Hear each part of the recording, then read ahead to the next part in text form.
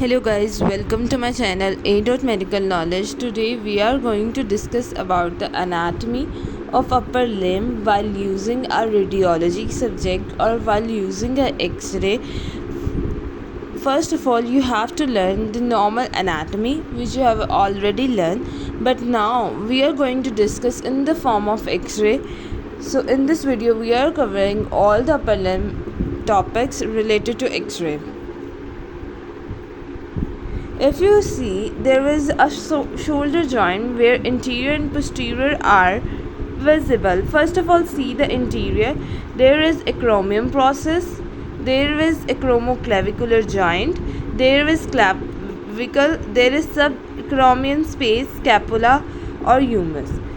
Whenever you are looking for an interior view, you always remember you can see the point where subacromion space in interior.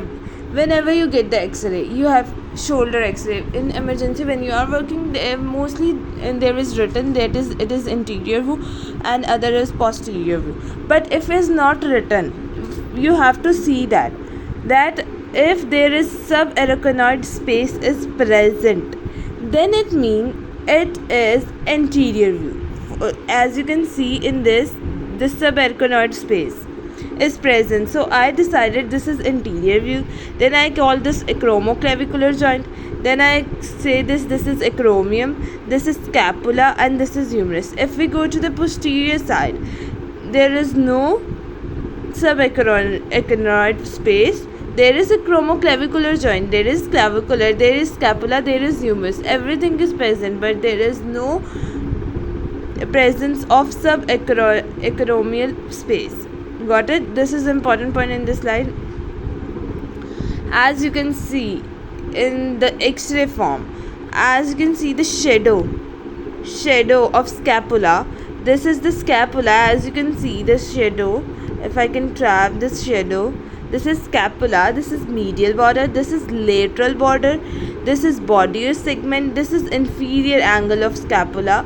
First of all, you have to look at the scapula, then you have to move from this. There is superior scapula, there is a superior border, then move to the coronoid process, this acromion process, acromoclavicular joint, there is a humerus. Okay, as you can see this X-ray. Then whenever we are doing, there is no posterior view. As you see the scapula, this is not in the form, we just see the scapula in posterior view, not X-ray posterior view. As I tell you in the first video, this is posterior view, not view of X-ray. This is normal anatomy. Now we are going to discuss, first of all, always remember in this video we are going to first of all discuss the normal anatomy, then we move toward the X-ray. As you can see, there is always shoulder X-ray of AP and lateral Y view. AP view, as you can see, this tell the interior posterior view. Y view, there is a formation of a wire band. I will tell you in after that this AP view in this video, that Y, how to represent Y and how you get this is the Y view or a lateral view. As you can see, this shows that there is interior view, there is humerus, there is subacronoid, there is acromoclavicular joint, coronoid process, ribs cage. As you can see, there also you can see the spinal cord, then humerus, clavicular, everything you can see in this X-ray. Just remember, this is interior view, this is lateral view. Interior view, if you are standing and the rays passes, straight standing view, okay, position of the patient. But in the lateral view, you have to put your arm above, or you have to put the scapula in the film, so that you have to put your arm in the film so that the picture of your axillary segment is prominent in Y view. Always remember, you have to put your arm, your body weight on the film in sitting position. You have to put, and the rays will pass and they will get the view of your subacromioclavicular joint or glenohumeral joint, which is present in the shoulder. They will get the view of this. Got it? Now you can see there is a clavicle, there is a head of humerus, there is a surgical neck, there is a shaft, there is a lateral and medial epicondyle. Joint shoulder joint, more accurate term होता है इसे, mostly we use glenohumeral joint. Two standards view होते हैं, one is AP view and other is a lateral or Y view. If the patient can tolerate holding the arm in abduction, and axial view is an alternative to the Y view.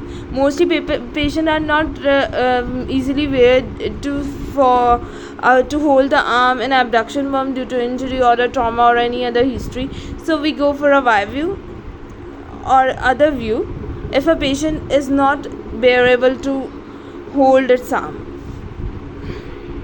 Just looking at the x-ray, there is a humeral head, there is a humeral joint, there is a acromoclavicular joint, there is a clavicle, there is a coronoid process, everything which we have discussed already. Now see the head of a humerus, there see the glenoid joint. This is the normal alignment. Now see the Y shape. If we see this formation of a Y shape, in next video it is clear, in next slide it is clear. As you can see in this slide, there is a coronoid, there is a glenoid, there is the head of humerus, there is a coronoid, there is a gleno, there is the head of humerus. These three things form a Y shape. Y view is named because of Y shape of scapula. Looking at it laterally, while we are looking at the laterally or Y view, we can see the Y shape which is formed by the three elements. There is a glenoid, there is a coronoid, and there is the head of humerus. The humeral head is correctly aligned to over a glenoid and is positioned posteriorly to the coronoid. Posteriorly there is the coronoid. As you can see, there is a posteriorly gleno, there is the head of humerus, and there is posteriorly coronoid. This is a shoulder joint, normal axial view, glenohumeral joint aligned normally, acromoclavicular aligned normally. As you can see, there is a clavicle, there is a coronoid, there is acromion, there is acromoclavicular joint, there is the humerus. Now you can see in the elbow joint, there is a one distinguish which we can say this is anterior view, another is the posterior view. If you see the olecranon process, this is the posterior view.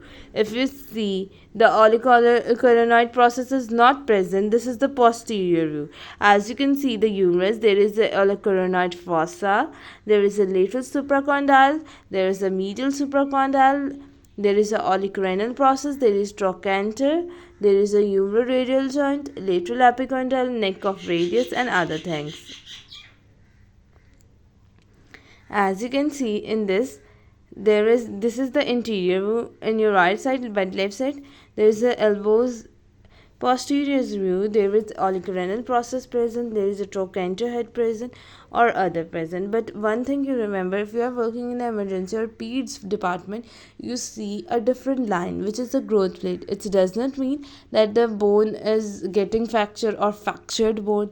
It's not mean, it's a growing plate. And you have to remember that if you see the peds, if you're working in the peds x-ray and you see it, it's a growing plate, not a fracture. There is a normal spacing of the joint is this. Then there is hand bones. You have already discussed or learned in. One is pisiform bone. If you see in this diagram, this is wrist, pisiform, trigger overlap, and the carpa bone are partially overlapping. And if you see the normally, there is trippers, zoid, captuate, hamate, pisiform, lunate, and other bones. So, if you have any queries or a question, you can ask in a comment section. Thank you for watching video.